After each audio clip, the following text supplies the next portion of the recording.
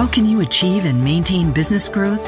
Harvard Business School Executive Education is now accepting applications for a new program, Driving Profitable Growth, taking place in Boston from October 25th through the 28th. This program focuses on business expansion and organizational growth strategies that can lead your company into the future. Learn more about this 3-day program for senior leaders by visiting hbs.me/growth. That's hbs.me/growth.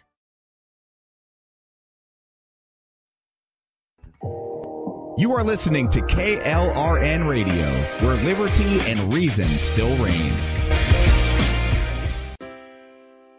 Most writers and radio show hosts know that to connect with your fans, you need to do more than just write books or record the latest podcasts. There are many different elements that go into forming an online platform, but there are also many hidden traps. To make matters worse, solid advice on how to survive the muddy waters is scarce. In the book Hidden Traps, I talk about some of the important issues of working with an online platform, highlighting traps that could put your physical or internet security at risk or be harmful to your reputation. Are your social media posts just links with a few disjointed words, making you look like someone who can't complete a sentence? Did your new website cost you more than you anticipated? Are you leaking your personal contact details across the web without even knowing it? Then you need Hidden Traps. Hidden Traps is now available in paperback and ebook from a variety of retailers, including Amazon, Barnes & Noble, and Kobo. Visit blackwolfpublications.com for more details.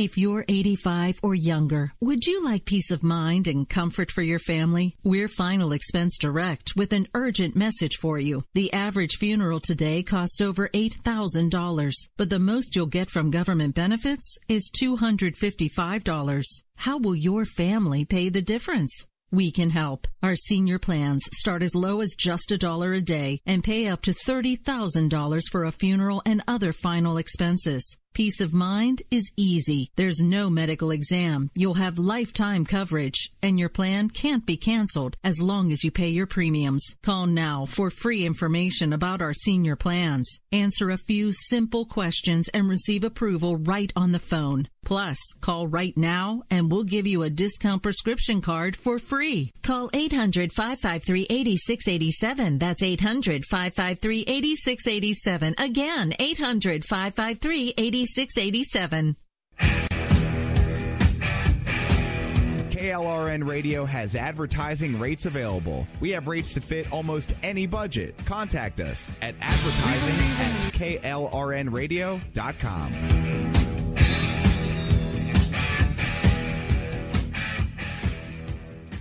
Everyone loves. We believe in the American way, and we built this country called the USA, and we fly our flag because we're proud and free, we're Americans. Red, white, and blue is our way of life. We never back down from a challenge or a fight. Nature provides, God gives the rights, we're Americans. We fish the waters and we hunt the lands. We forge the steel with our own two hands. With what we've got, we do the best we can. We're Americans. It's time now for the Conservative Curmudgeon Radio Show. Now, here's Grouchy. All right, good evening, everybody. So glad to be back with you. Sorry about last week. Sometimes crap happens, though. We got a lot to do tonight, but before we get kicked off, just want to thank the Foo and RB for, one, a great show, guys, and two, for the kind intro coming into my hour. Appreciate that. Coming up after me tonight, you got Jesse's POV, followed by the Stafford Voice, and then Rick Robinson, the man with America Off the Rails. Do yourself a favor, stay tuned. It's Wednesday night. TV sucks. Even with the new season, Wednesday is still the down night. Get your knowledge on right here tonight. Stay with me. All right. So we're going to kick this off. And, I hate to be the downer, but, I can't be as fun and upbeat as Sam and RB. We got to talk about some serious stuff here, folks. We got to talk about immigration. We got to talk about the refugee plan, all this good stuff going on that nobody's talking about out in the forefront. that we need to know about. So if you didn't hear over the last week, and judging by everything else that's going on in the world and especially our country, you probably didn't. The Trump administration has proposed a ceiling of 45,000 refugees next year. Now, this will be the lowest cap set since the Refugee Act was passed in 1980.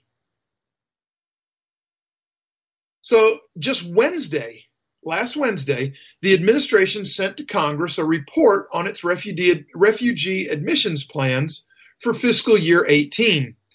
The 45,000 ceiling is a 59% drop from the cap set by Obama last year. Now, President Trump's January 27th executive order lowered that to 50,000, but again, most of that year, they had already come in. In 4 months, he had already admitted more than 50,000. Obama did before his time in office expired. So are we saying that there's going to be 50,000 more, or that he's going to cap it at the 50,000 that already came in? Time will tell, because what we also know for a fact is that there are about 2,200, I believe it is, refugees from the Middle East and Northern Africa that are coming to the United States via Australia. This is already happening. And this is something that President Obama had agreed to before his time in office expired. And it is something that President Trump will not go back on. So this is a done deal. I don't know where these 2,200 people are slated to go. That information was not available at the time that I saw this. I am still looking for that and will pass it along just as soon as possible, because trust me, folks, trust me, if these are quote unquote refugees that Obama accepted, you can count on the fact that there's going to be a percentage of them. I'm not saying it's a big percentage or even a small percentage or a middle percentage, but there's going to be a group out of this group of people that are hard criminal elements. We need to know where these people are going. We absolutely need to know. So, back to the Refugee Act. The law was signed in 1980 by Jimmy Carter, and it raised the annual ceiling from 17,400 refugees to 50,000. Okay, that was the lowest cap until, or the lowest cap until now was 67,000, set by the Reagan administration for fiscal year 86. So even though this ceiling of 45,000 is the lowest yet, that doesn't necessarily mean that the fiscal year, which started on Sunday, will bring the smallest intake of refugees since 1980. Because as I said, we already have these deals that are going on. Actual admissions have fallen off below the ceiling set for that year, a pattern especially evident during the years immediately after 9/11. In fiscal year 02 and again in 03, the Bush administration admitted far fewer refugees than the 70,000 ceiling it set for each year. For fiscal year 02, only 27,131. And that's 60% fewer than the ceiling. And then in 03, admissions rose slightly to 28,403, still 59% below the set ceiling by the Refugee Act. Now, a senior administration official, and I hate when the media does this, because if they're worth talking to, they're worth naming. And if they're not worth naming, they shouldn't be running their mouth about policy.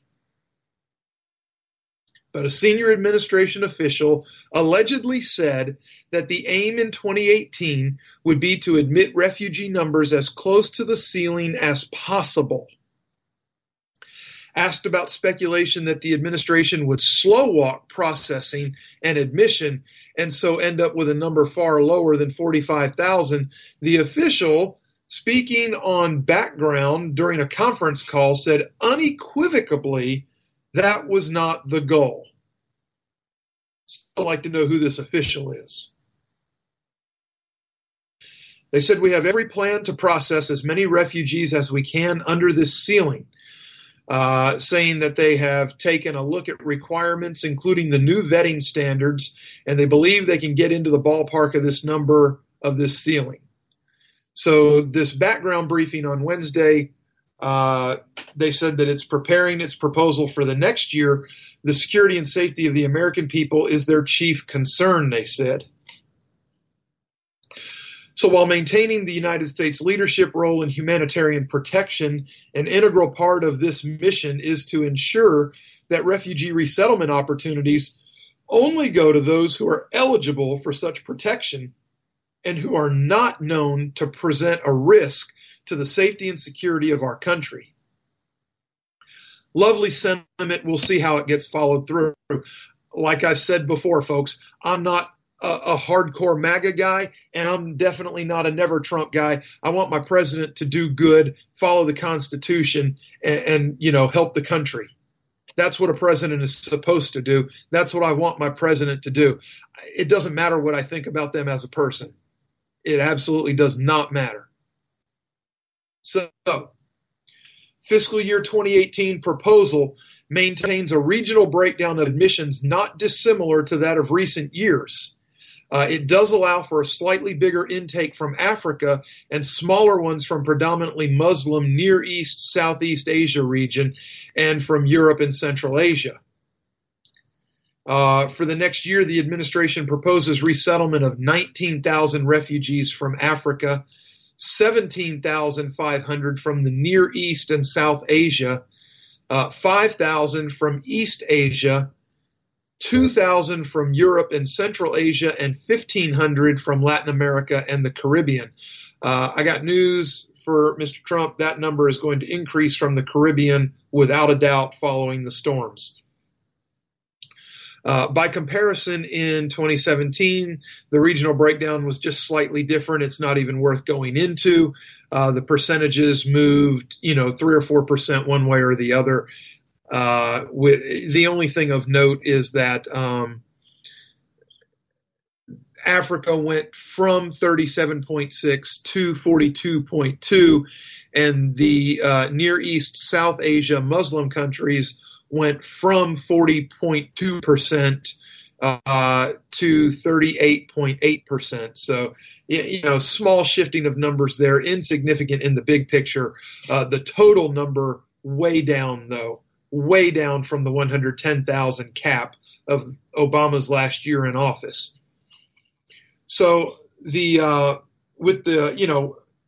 caps are set, but then reality comes in and sweeps it through. And we'll look at real quick. We'll look at 2016. That was the last complete year they had of Obama's admissions. The breakdown was 37.2% from Africa, 41.8% from, we'll call it just the Middle East, 14.7% from Eastern Asia, 4.6% from Europe and Central Asia, and 1.5% from Latin America and the Caribbean. Now, as of Wednesday, a total of 53,378 refugees have been admitted in fiscal year 2017, which is far below the cap of the 110 originally proposed by the Obama administration. Now, is that, because of the cut that Obama, he limited the executive order, he modified it when he came into office? I don't know. Is that because Congress resisted? I don't know. They're not saying one way or the other. The Supreme Court ruled in June, however, that refugee applicants who have a, quote, credible claim of a bona fide relationship with a person or entity in the United States may not be barred from entry, even if admitting them breaks the 50,000 ceiling. Now, see, here we have a problem, folks. We have a problem because of the powers vested to the president by the Constitution and by Congress. The office of the president has the right to say who does and who doesn't come into this country. So where does the Supreme Court get off telling the president who he has to admit? This is one of the problems I have with these 9 black robes. Okay? I have a problem with it. They are not the end-all, be-all. They should not be the end-all, be-all.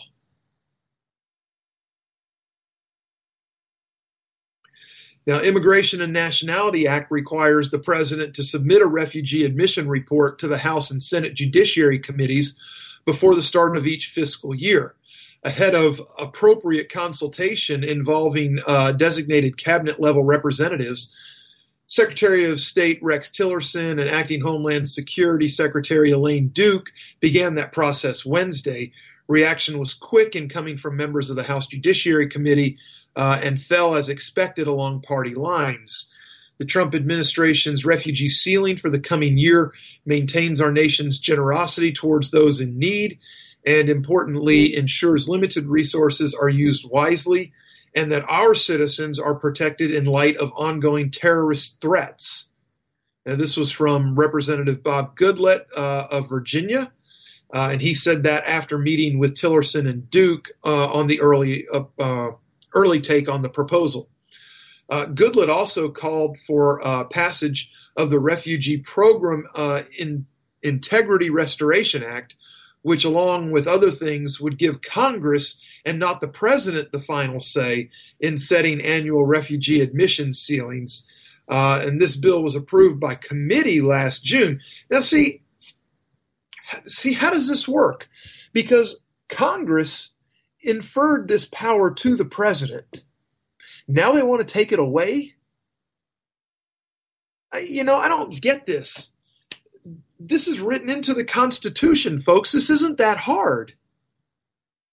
There is a separation of the branches and their powers. And there is nothing wrong with the executive branch having this power. It was good enough for Obama to have it. How come they didn't want to take it from him?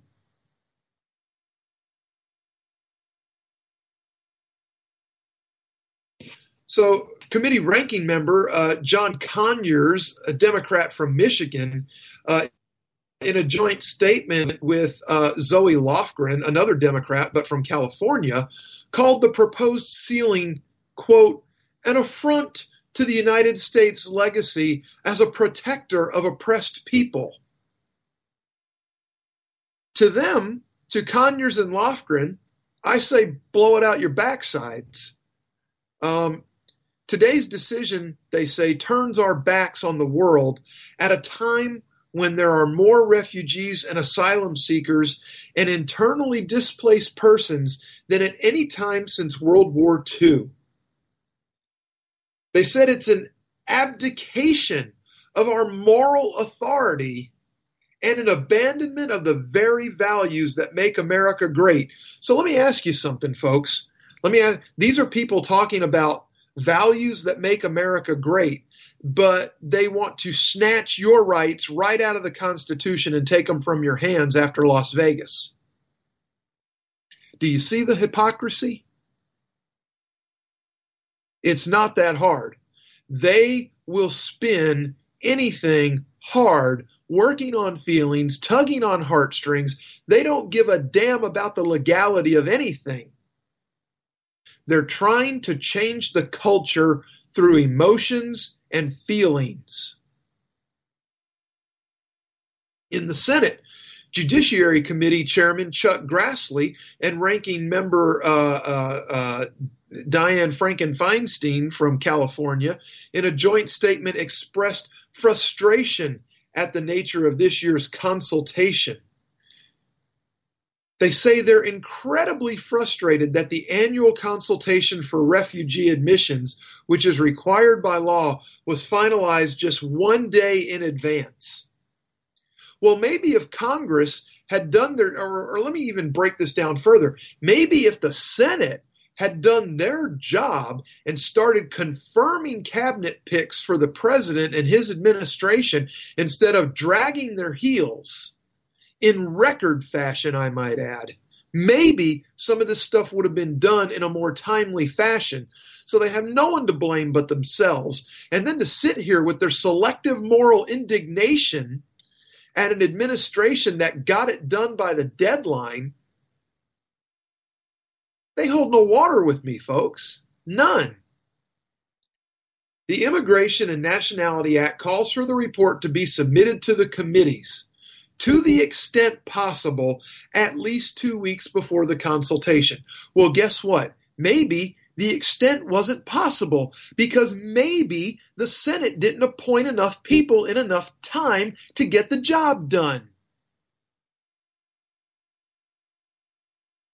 It just pisses me off how they do this. And, you know, some of you out there, I talk regular to on Twitter. You know where I'm coming from with this. Some of you I talk more to, and you really know where I'm coming from with this. But think about how dumb the average person is that they don't see this. Now know that at that average level, half the country is dumber than that. This is the Democrats, folks. This is the political left. They're counting on your stupidity. They admitted as much when they shoved the ACA down our throats. And trust me, I'm not trying to go off on a tangent on that because I could do another hour just on the ACA and Congress dragging its heels on repeal. We're talking about immigration. We're talking about refugees. Related topic. You know, we're going to press right along here. Related topic. On a Facebook page called DACA Dreamers Only. No, it's not a dating site. It's a Facebook page. Several young adults who are in DACA insist they've worked for every single thing they've gotten and have never received a single handout from the United States government. Let me give you some of the quotes. Here's the first quote. All day long, I hear people say illegals get free health insurance, Medicaid, food stamps, welfare. Anyone's state give out free welfare services? I know mine don't. Okay? Here's another quote. It's common knowledge that we can't take advantage of many of the programs such as welfare and Medicare. That'd be Medicaid. Yet many believe that we do. We're not taking advantage of anyone, and all we want is a chance. But look, folks, here's the truth. Illegal immigrants do get several kinds of government handouts. You can even say it's a type of welfare. Much of it through their U.S.-born children. And a study by the Center for Immigration Studies showed that 62% of households headed by an illegal immigrant received some type of welfare. Okay? In addition, U.S. taxpayers have spent billions of dollars a year for K-12 education for illegal immigrants. About 690,000 whom have qualified for DACA. Okay? And that is the Deferred Action for Childhood Arrivals for those scoring at home. The Trump administration rescinded the DACA program this month. But, okay, listen, folks, he rescinded the DACA program, which I guess technically would mean that he has kept a campaign promise. Okay, so we have to chalk one up for another one that he kept. Now, at the same time, he gave a 6-month wind-down period to give Congress the opportunity to pass some version of the DREAM Act, which he said he will sign. Why? Because he never really wanted to end DACA to start with. He knew this was the ball game. Why? I don't know. Why you would risk completely turning your back on your base, I don't know. But this is what he's done. Okay, so DACA winds down over 6 months. Congress is going to pass some version of the DREAM Act. They're going to send it to the president. He's going to sign it into law. And guess what's going to happen, people? De facto legal legislative amnesty. That's right. And it's not going to be for 690,000. It's going to be for more like 4 to 5 million, which is still going to leave a lot of people, quote unquote, in the shadows, as the Democrats like to say, here illegally. Look, the biggest benefit to illegal immigrants in DACA has gotten by far is a K-12 education in America's schools. Okay, with extra services provided to them for English language learner programs and other programs offered through schools that include school lunch, school breakfast, in many places summer meals, reduced or free aftercare, and summer camp.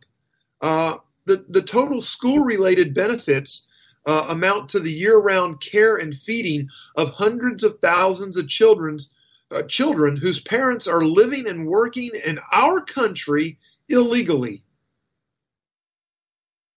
End of story. So don't hand me crap about we don't get this and we don't get that. You got plenty. The average per pupil cost of K-12 education in public schools in America is over $12,000. That's an average.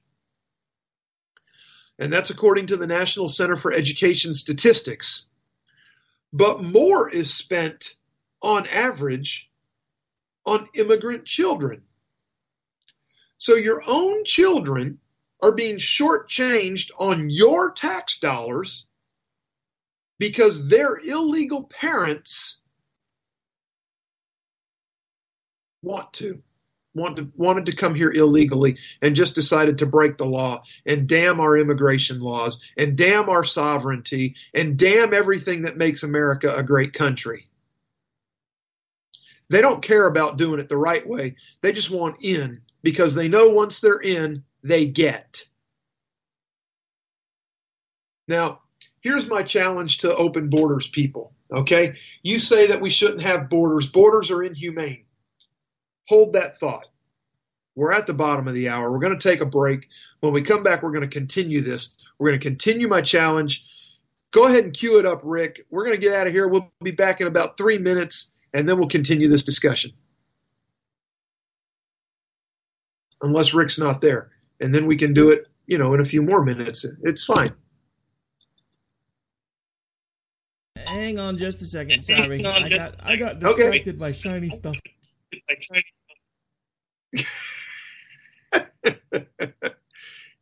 It's the shiny red button, Rick. Just press it. No, the red button makes kaboom noises. We don't want to press that one. All right, here we go. Oh, but ain't that America? For you and me, ain't that America? Something to see, baby. Ain't that America? Home of the free, yeah.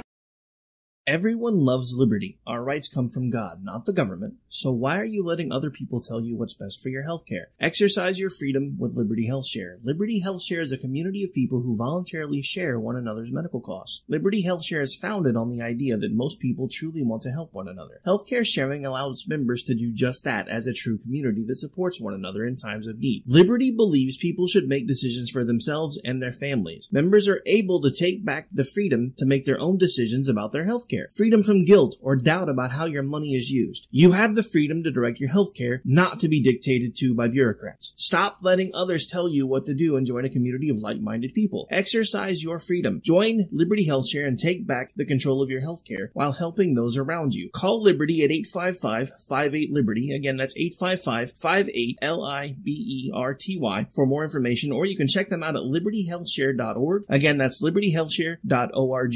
My son was in the Army back during Desert Storm, but even then he wanted an MBA. He looked at a dozen schools, but only one offered the online education and flexibility he needed while he was in a tent in Iraq. Grantham University. Turns out that Grantham's been delivering affordable, relevant college and advanced degrees for over 65 years. Heck, if they can deliver a quality education to a soldier in a tent overseas, think about the flexibility Grantham can offer you so you can earn your degree too. It doesn't matter how complicated or full your life is. If getting a degree is on your bucket list, you'll want to do what my son did. You'll want to call Grantham. Find out how easy it is to get started on your education so you can check that college degree off your bucket list. Call Grantham right now, 800-910-1370. That's 800-910-1370. Flexible, affordable, relevant. Call 800-910-1370. Tired of paying outrageous prices for Viagra? Well, we have great news for you. Now you can finally get Viagra at huge discounts. Healthy Man allows you to save up to $500 on Viagra. Why pay U.S. pharmacy prices of $15 per pill or more when you can get Viagra for less than $3 a pill? Call today and get 40 Viagra pills for only $99. This can cost as much as $600 at your local pharmacy. You can't afford not to call us. If you want Viagra at the lowest prices, never pay $15 a pill pharmacy prices again. Get Viagra for less than $3 a pill. Call 1-800-516-7602 today and save up to $500 and get 40 pills for just $99. Healthy Man is fast, easy, and affordable. Operators are waiting at 1-800-516-7602 to take your call right now. Call 1-800-516-7602. That's 1-800-516-7602. Again, 1-800-516-7602. Attention business owners and independent contractors. This is a money-saving message from Tax Mediation Services. If your business owes $20,000 or more in taxes, we can help you today, right now. Listen, dealing with the IRS is no picnic. It's an intimidating and extremely stressful process, and you don't want to go it alone. Our attorneys know every law, every tax break, and every possible opportunity to help you resolve and reduce your tax debt. And if you owe more than $20,000, you may be at the top of their hit list. So don't take your tax debt lightly, because it will not go away on its own. The IRS can seize your bank accounts, your home, and even shut down your business. Call our tax experts today at 1-800-783-0810 and let us deal with the IRS while you focus on your business. That's 1-800-783-0810. Again, that's 800-783-0810. Oh, but ain't that America? You and me, ain't that America? Something to see, baby, ain't that America? All right. Welcome back. I forgot to do this in the first half hour, so I want to give you the call number just in case you want to call and tell me to shut my pie hole. You don't agree with me. You agree with me. You think I may have something wrong, but you still think I'm on the right path. Anyway, the number is 405-648-4798. That's 405-648-4798. Now, when we went to commercial break, we were talking about open borders. And here's my challenge to all these people out there that talk about how borders are inhumane. And we're all people and we should all just live together, you know. It's the 60s all over again, but we don't have to get naked and get high. That's not how it works. That's not how any of this works. That's exactly right. That's not how this works. So here's my challenge to them. You want us to drop borders on the political right-hand side of the spectrum. Okay, well, here's my challenge to dropping the borders. Okay? We drop borders and allow anybody to come in. Then we also kill all welfare for non-U.S. citizens. Period. There's none. And for U.S. citizens, you also have to prove that you are incapacitated and incapable of working to receive it. None of this, I've been unemployed for 3 years, I have mental anguish under Obama's administration, give me welfare. No. Real, honest-to-goodness, legitimate disabilities is the only people who, and the indigent retired. say you're 90 and you can't work anymore. We're going to call that a disability, okay? If you can't afford to retire, we're going to help you out. You know, because you've been working since you were 15 and you're now 90. Okay? So give me a break on all that crap. There's your challenge. You want to drop the borders? Then we cut out all the welfare. Where am I going with this? We're going back into this immigration thing, okay? These dreamers, the DACA kids, okay?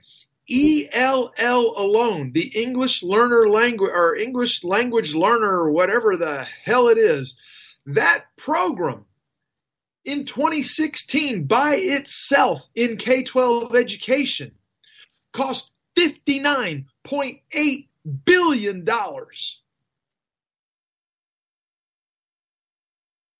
There's your, I don't receive any government handouts.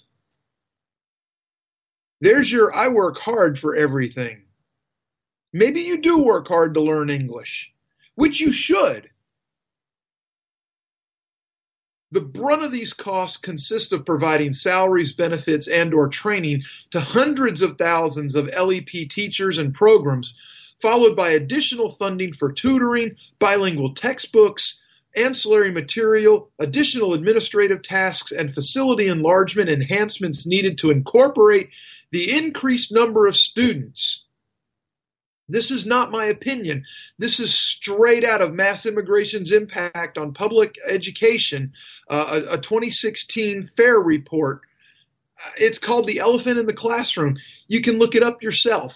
It's all there in black and white. I'm not making it up. I'm passing along the facts. I don't play on feelings. I deal in facts instead. As of September 4th, there are 689,800 people officially in the DACA program registry. They are between the ages of 15 and 36. The largest group of them, 253,000, are between the ages of 21 and 25. A total of 65% of DACA recipients are under 25. The great majority are originally from Mexico. To qualify for DACA, a person had to have resided in the United States continuously since 2007 or had to be enrolled in either school or a training program or have graduated from high school. According to U.S. Citizenship and Immigration Services, 253,100 DACA recipients are 21 to 25 years old and would have therefore attended 4 years at an American high school. Another 196,500 are now 16 to 20 years old and therefore would have gone to an American school for at least 8 years. An additional 2,000 are below the age of 16 and would have spent at least 10 years in American schools. Multiplying the numbers by $12,000 per pupil brings the total cost to about $31.25 billion, which is the most conservative estimate possible, and is likely to be underestimating the amount that U.S. taxpayers have paid for schooling for DACA recipients since 2007. I'd say so, because that $12,000 per year is an average, so that's stretched across every kid in the country.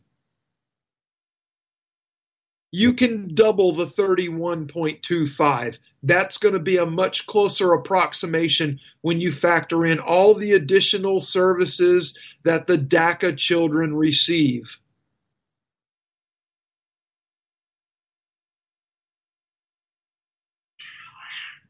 This does not count free school meals. Does not. Now, Harvard researcher Roberto Gonzalez found in a study of DACA recipients that 73% qualified for free lunch in high school based on their low family income. In 2016, the United States spent $18 billion on the school lunch program, double the $7.5 billion it had spent in 2000. The dramatic increase is thought to be largely due to the increase in the number of children in U.S. schools where are either illegal immigrants or the children of illegal immigrants. Another huge benefit the illegal aliens now in DACA have collected is in-state tuition at public universities and colleges in the 21 states that now offer in-state tuition for undocumented students. DACA recipients might not consider that a benefit, but on average, people paying in-state tuition are only paying about 1/3 of the total cost of their education, with the rest paid for by the state. If you're only covering about 1/3 of your tuition yourself, then somebody else is paying for it. End of story. It's a huge government benefit. Most government benefits don't come in the form of a check with your name on it. And setting aside education, a lot of illegal immigrants are receiving actual welfare, often through their children, but not always. The WIC program, Women, Infants, and Children, the food program that provides coupons for free food to women and their children, does not require a person to be a U.S. citizen to qualify. It should. U.S. citizens pay for the program. Why shouldn't our citizens be the ones to benefit from it instead of those from another country? A study by Stephen Camarata of the Center for Immigration Studies showed that 62% of all households headed by an illegal immigrant got some kind of welfare. Almost 23% of them got WIC, and more than 22% of them got food stamps and EBT, most through their U.S.-born children. In addition, almost all prenatal care and births by illegal immigrants in the United States are covered by Medicaid. Another, I don't get benefits, as the beneficiary is considered to be the future U.S. citizen who is to be born. Assuming that they are U.S. citizens. We've already had the discussion about quote-unquote anchor babies before. I don't care who likes the term and who doesn't like the term. That's exactly what they are. Illegals come here and have children so that they think that they can stay and be illegals here forever. Jason Richwine and Robert Rector estimated in a 2013 report for the Heritage Foundation that in 2010, the average household headed by an illegal immigrant household received close to $25,000 in government benefits and paid on average about $10,000 in taxes, a deficit of $15,000 per household. So how much have DACA recipients collected in welfare and other benefits paid for by U.S. taxpayers? The number is in excess of $100 billion, including the K-12 education, school lunches, actual welfare, WIC, food stamps, EBT, fast cash, Medicaid, etc. But as government numbers are not fully available in real live time, it's almost impossible to know exactly how much illegal immigrants who now have DACA have benefited from being in the United States illegally. They don't even know how to look at the big picture. They're too busy spouting about how hard they've had it and how they've busted their hump and that this is their home and they're staying and we can't make them go. They're wrong on all counts. Now, we're getting ready to kick off a brand new, we'll call it, a season. We'll call it a season. The Supreme Court is back in season. Yeah. You can't really call it session because, good Lord, they hear so little in the way of arguments. We'll call it season. So, begins on the first Monday in October. We've passed that already, okay? And this session of the United States Supreme Court is going to include some pretty big cases. I don't know if you've been paying attention. The justices probably will not hear the dispute over President Trump's travel ban, originally scheduled scheduled for October, now that he has issued a new policy that is yet to be examined by lower courts. And we know, of course, that there's going to be, that one out there that just screws everything up. But a look at some of the big cases that the Supreme Court is going to hear in their new term. There may or may not be some argument dates with some of these cases, but here we go. What we're going to hear from the Supreme Court this session. Wedding cake for same-sex couples, yet unscheduled. The case stems from the Colorado baker's religious objections to making a cake for a recently married same-sex couple. At issue is the baker's claim that he should not be forced to produce a message with which he disagrees, and the Colorado law that bars discrimination on the basis of sexual orientation. The Trump administration is backing the baker.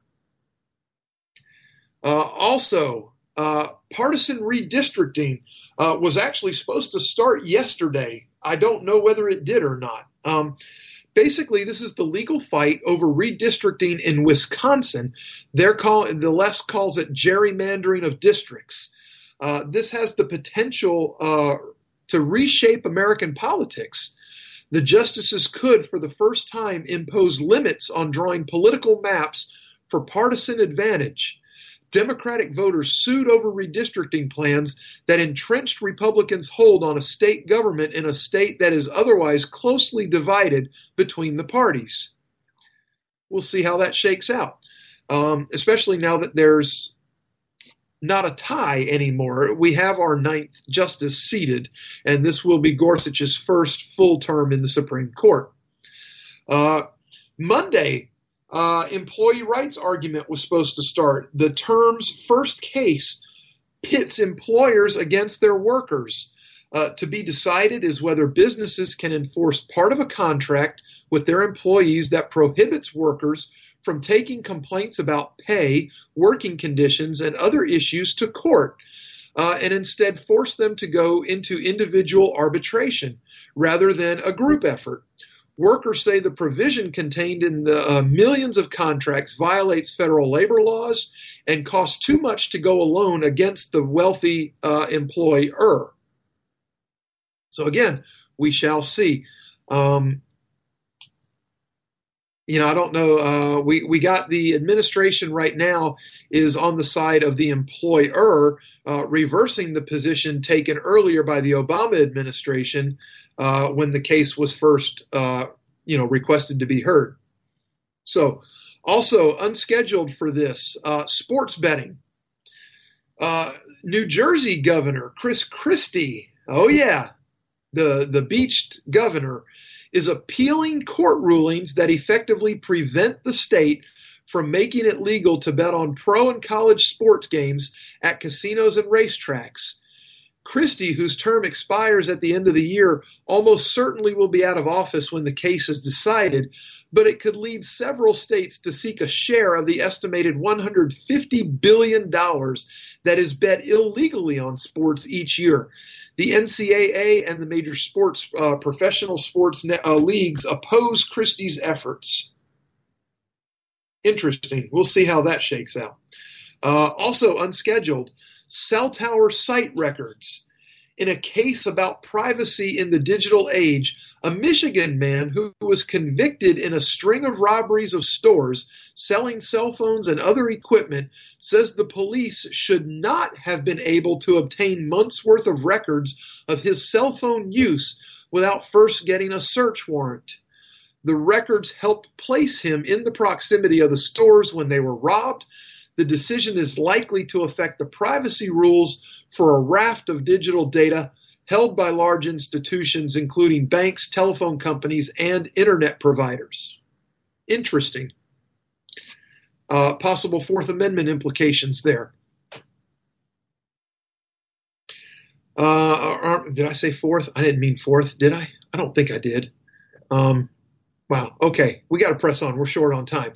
Ohio voter purge. Scheduled for November 8th, Ohio is asking the court to okay a procedure for culling the state's voter rolls that begins by identifying registered voters who have not cast a ballot in the past 2 years.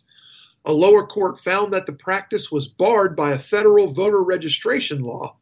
Civil rights groups portray Ohio's effort as part of a Republican push to restrict voting. This is another case in which the Justice Department, which had backed the civil rights groups, has switched sides since Trump became president. Also unscheduled, union fees. The court could deal a blow to Democratic-leaning unions that represent government workers and overturn a 40-year-old precedent. The justices will take up an appeal from a government worker in Illinois who objects to paying fees to the union that represents government workers to help pay for contract negotiations and other non-political union tasks. The same issue was before the court last year, and the union seemed headed for defeat when Justice Scalia died. The court split 4-4. New Justice Neil Gorsuch could be the fifth vote in the anti-union side needing to win. So, that's what you have for the Supreme Court coming up. Now, I don't know if we're going to get to fit all this in, but I wanted to touch on it. Something that's just happened in recent days you may or may not have heard about, again with everything else, bigger stories going on. The United States State Department announced it was withdrawing more than half its embassy staff from Cuba following specific attacks that sickened at least 21 U.S. embassy employees. On some level, it was only the latest blow to Barack Obama's historic rapprochement with Cuba. On another, though, it's a diplomatic break that never happened. Just last week, Rex Tillerson, the U.S. Secretary of State, said Washington was reviewing a plan to close the entire embassy. As it is, U.S.-Cuba relations remain largely intact. That the response wasn't more severe is partly a reflection of the mystery at the core of the attacks. These are the sonic attacks, if you don't remember. No one yet knows who is responsible. Cuban government officials have denied responsibility and appeared mystified at the cases. There were also Canadian diplomats affected, and Cuba is cooperating in the investigation, but a lot of people in the State Department are saying that the Cubans aren't doing enough and don't really seem to care. They just, seem indifferent to the whole thing. It's somewhat routine for state to withdraw non-emergency staff from embassies where there are security concerns.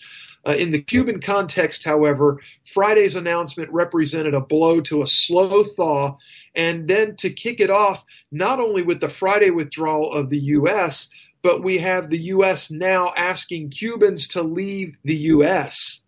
So all this is going on. This is definitely not going to really help in advancing U.S.-Cuban relationships. I don't know that it's going to ice them at all, but, it is what it is. This is an initiative that, obviously President Obama had begun with President Trump announcing in June limitations on tourism and trade to the island. Did I say Trump? President Obama. The move fell short of the Trump's administration's announcement that he was canceling the latest administration's completely one-sided deal with Cuba. But it did eliminate the so-called people-to-people exchanges, which allowed Americans to travel to Cuba without seeking government approval or scheduling the trip through a licensed tour company. So perhaps the real surprise is that Trump's administration didn't go further on Friday. U.S. diplomats first complained of unexplained hearing loss in 2016, but it wasn't until last month that Tillerson said the U.S. officials had suffered health attacks, adding that the authorities responsible for finding